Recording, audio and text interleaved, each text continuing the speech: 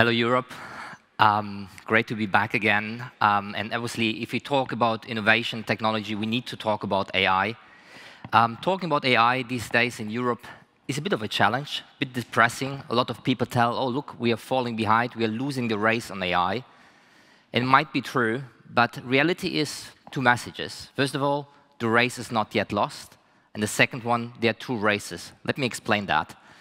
So the first one is, when we talk about AI, obviously we talk about the actual technology. And yes, the US and China are leading the race when it comes to innovation, to investment. We are behind.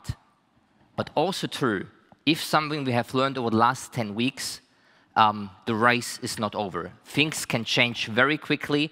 We are still racing with them apart. We still have the opportunity to catch up. The open source community in AI, even someone who does a leapfrog in technology, allows others to jump on it and keep going the race. This race is not lost, but we need to catch up. However, there's a second race. And the second race is about using this technology, about applying AI, about creating value with AI. This is a race much more or much less mature than the other one, but there's a myth. People believe that the US, the Chinese companies, are ahead of applying AI. This is not true. If you compare apples to apples, if you compare the Mittelstand of China, of Germany, of Europe, and the US, it is not true that US companies are applying AI more stringent, bringing it to value, and scaling faster. It is, to be very clear, a very early race, but this race is also quite open. However, it's not an easy win. It's not something we easily win, just maybe we are just kind of running it.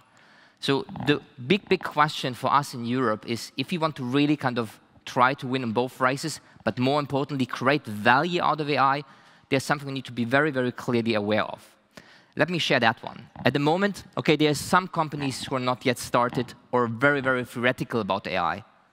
But the vast majority of big industrial clients and industries in Europe are in a stage we call the showman.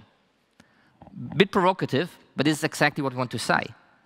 It looks like impact, it smells like impact, but it's not impact. They're doing a lot of things right.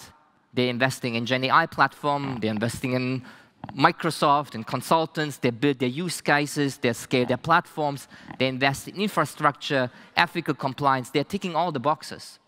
They even overcome the whole adoption challenge, so make people use technology. They even get a step further, not throwing all new technology at all processes, but really changing processes.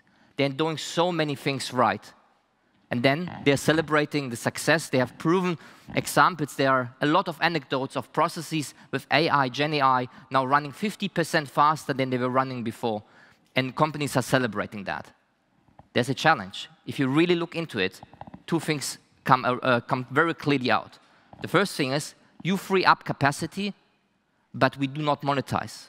So what is happening with this freed up productivity? A lot of companies fall short and then consequentially restructuring, changing tasks, giving new tasks, and making the workforce really, bottom line, more productive, to see this in EBIT. The second thing we're seeing, you accelerate the process, just to then realize you just ran in another process bottleneck. So you create more output here. Yes, you run 50% faster, but in the end, it just kind of creates a bottleneck somewhere else in your value chain.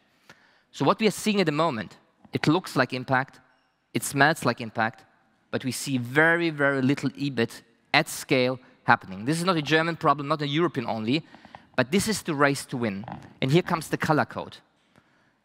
At the moment, tech, AI, is celebrated by tech communities. It is pushed by techies, and this is rightly so, because this is a technology topic. However, to really bring it to value is a main responsibility of the non-tech leaders. Those who can change the process, those who can monetize on the technology, those who can really drive the monetization, those are not the tech communities. So many boards we speak to, you go into the board, and if you say AI, like a physical reaction, everybody turns to the CIO or the tech community, as if AI is the problem of the techies. This is the challenge we need to overcome if we as Europe want to really catch up the first race, but then majorly have a say and a major win in the second race, this is the opportunity for us to go. Thank you very much.